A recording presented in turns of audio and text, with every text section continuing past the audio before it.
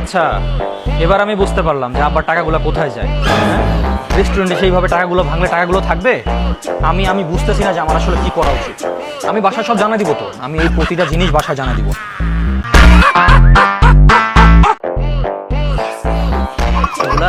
মানে এখানে সেই টাকাগুলো খরচ করার কোনো মানেই হয় না। আমি সব বলবো, আমি বাসায় যে প্রত্যেকটা জিনিস যদি না জানা দিচ্ছি তারপরে দেখো।